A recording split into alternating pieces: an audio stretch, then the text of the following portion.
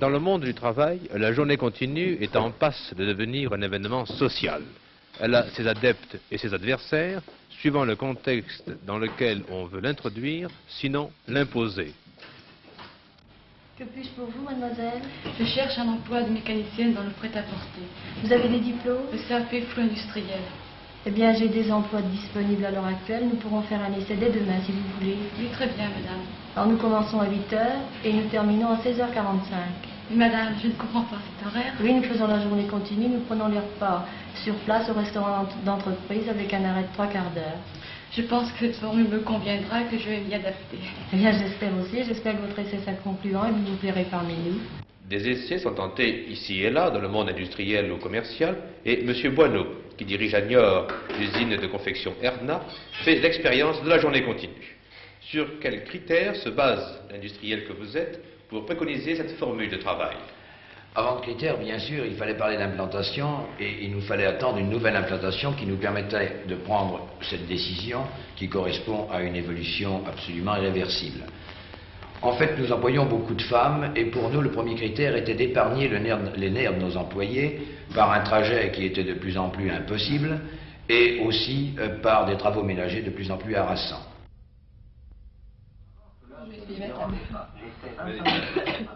Un problème se posait à ce jeune couple travaillant dans des usines différentes avec des horaires différents. Traditionnel pour l'époux, journée continue pour l'épouse.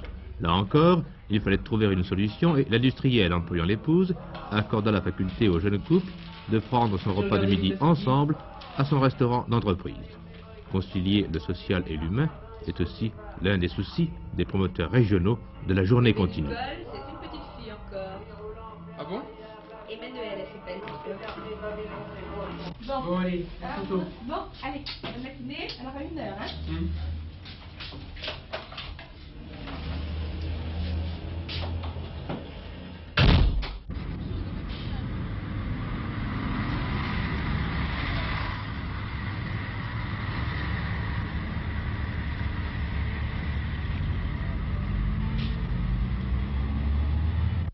Quels résultats attendez-vous de la journée continue?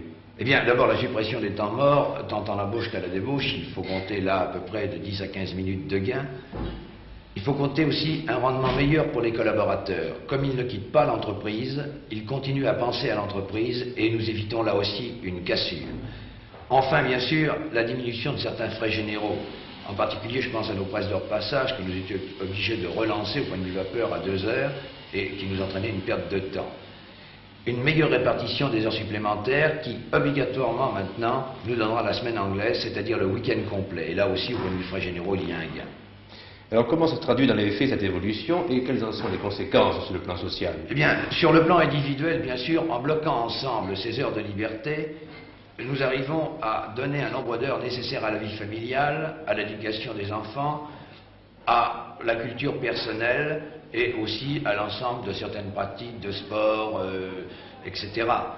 La belle saison surtout d'ailleurs et l'organisation de la cité autour de cette idée nous permettra de voir de meilleurs résultats. Mais dès maintenant, il est certain que 2 heures de liberté qui remplaçaient 2 heures d'esclavage au moment du déjeuner pourront permettre à la mère de famille d'avoir de meilleures préoccupations que celles qu'elle avait auparavant.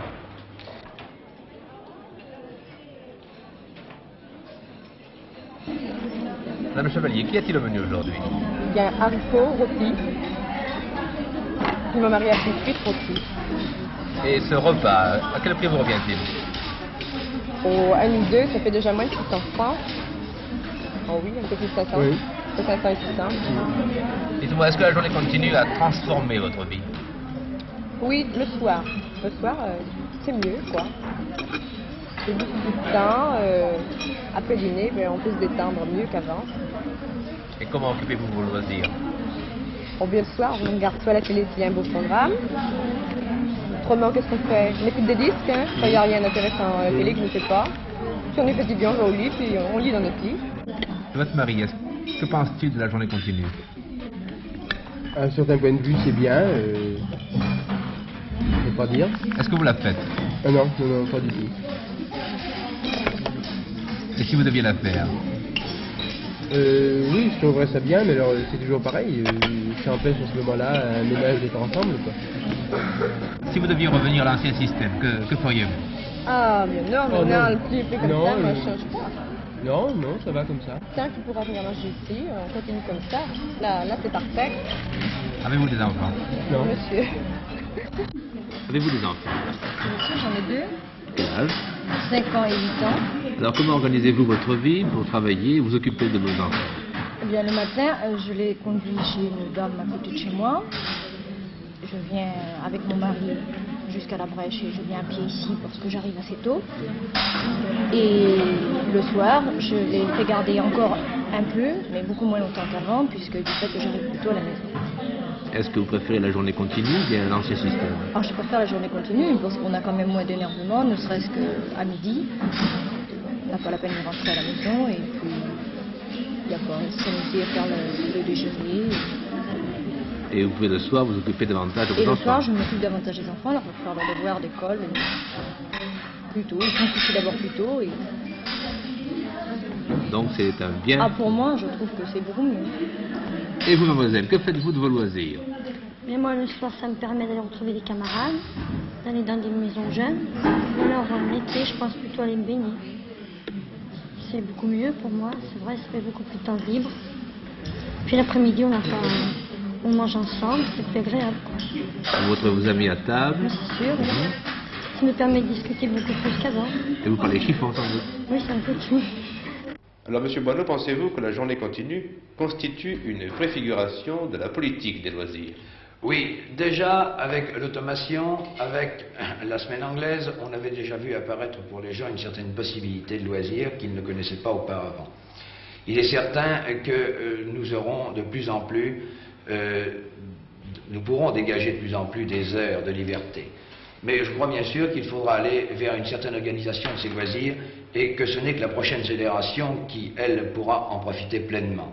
Mais pour l'instant, quand même, cela va pouvoir permettre une meilleure vie familiale, pourra permettre quand même une culture possible de la part de gens qui n'en avaient pas le temps.